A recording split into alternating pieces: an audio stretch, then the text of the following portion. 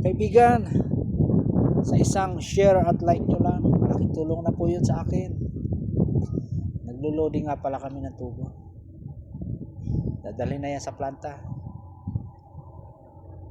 Kukunti na lang ang materialis dito. Patapos na kasi ang project.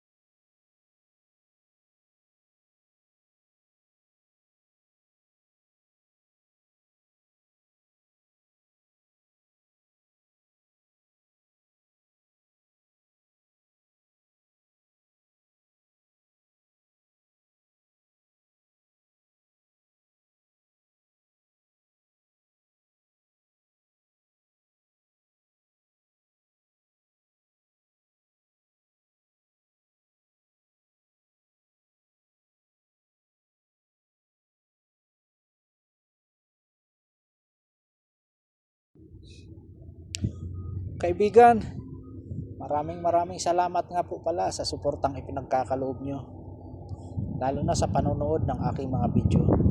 Maraming salamat po. God bless po sa ating lahat.